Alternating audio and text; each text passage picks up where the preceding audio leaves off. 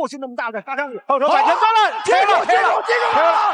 日本选手气势汹汹来华找中国选手复仇，并且还赌上了所有的出场费和1年的奖金，扬言 KO 不了中国选手1分钱都不要，就连住院的钱都不需要任何人来出。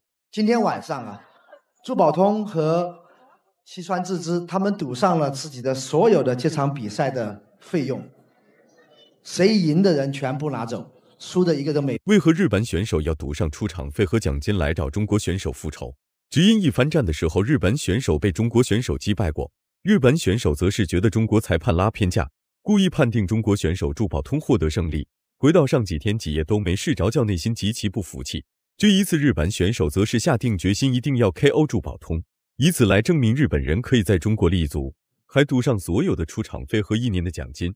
日本选手叫西川智之，绰号狂犬，因为他的所作所为跟狂犬没什么两样，所以称西川智之为狂犬。朱宝通则是发声是要将日本选手再次打服，让日本选手西川智之输得心服口服。话就不多说了，来让我们欣赏一下日本狂犬西川智之是如何被揍惨的。请长按3宝点赞。比赛开始，这日本家伙都已经37岁了还不老实，怎么还跟个小孩似的要复仇这个要复仇那个。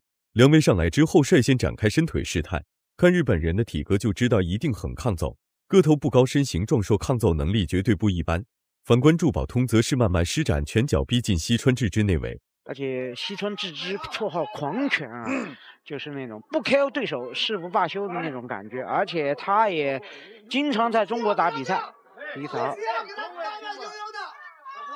那么西川智呢，我们也见过他的比赛，他的比赛呢耐力很好，非常好，而且他的权重是吧有一种特点。你在赛场上看出来他已经是37岁。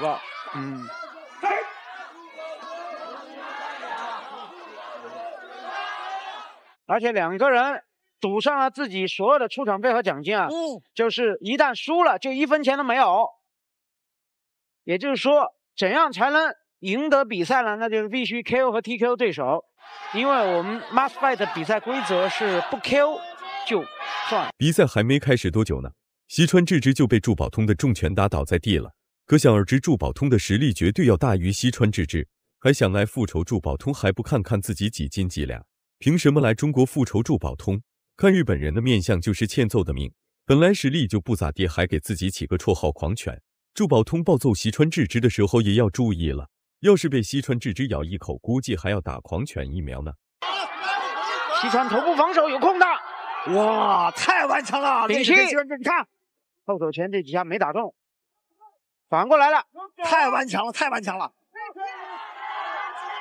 这时候应该膝上或者高扫上，躲开了后手，对吧？对方已经被推了，有种站挺过了，又挺过了，又挺过来了。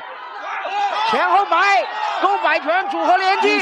此时的西川智之已经是强弩之末了，说西川智之是朱宝通的人肉沙袋一点都不过分。不得不说，西川智之是真的抗揍，尽管朱宝通拳打脚踢一刻都没有停过，西川智之还是可以坚韧不倒地站在擂台上。朱宝通已经有很多重击击中了西川智之，奈何西川智之不仅扛住了朱宝通的重拳，还能有序不乱地对朱宝通发起反击。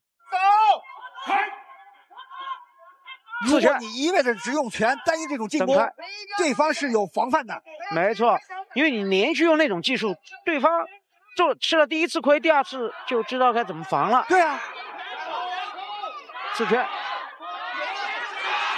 还了一下刺拳，组合拳。朱宝通的拳头估计都打疼了，这个西川智之还是没有一点被 KO 的迹象。但此时的西川智之已经被朱宝通挤在了角落。无力回天的西川智之只能畏手畏脚的施展防守反击。不过在绝对的实力面前，西川智之这些防守都是小儿戏。看准时机，朱宝通2记重拳打在西川智之脸上，这一下西川智之彻底被打昏迷了，救也救不回来了。别人昏迷，队医都是慌忙上台进行抢救，日本人被打昏迷，队医则是慢慢悠悠地走上擂台。这就是对日本人的区别对待。恭喜恭喜，这是今天的真正的 KO。对，今天最有统御力、最有说服力的一次 KO， 点燃了现场观众的激情啊！沸腾了，现场已经炸了，朱宝通已经炸场了。那么今天朱宝通在中国的9村大良酒庄创造了奇迹，战胜了西川智之了，再一次战胜他，而且踩在围绳上，你看我们 Must Fight 的围绳中间是透明的，是有 LED 灯带的，这一点跟 Rising 的围绳很像啊。目前就只有 Rising 和 Must Fight 的那个围绳是透明内装 LED。谁让日本人好事不做一件坏事做尽呢？还押上全部的出场费和1年的奖金，真以为自己能获胜复仇成功啊？还不掂量自己几斤几两，竟然敢挑战祝保通。37岁的西川智之再回岛上训练个几年吧，几年以后再来找祝保通复仇。这个日本老 baby 真的是亏大了，本想找回失去的面子，没想到再次被打了一个人仰马翻。看日本人的眼神，明显就是不服气，不服气可以再来挑战。祝保通绝对不会怂一个病入膏肓的日本老拳王。大家觉得祝保通打得好不好，解气不解气？请在下方进行留言讨论。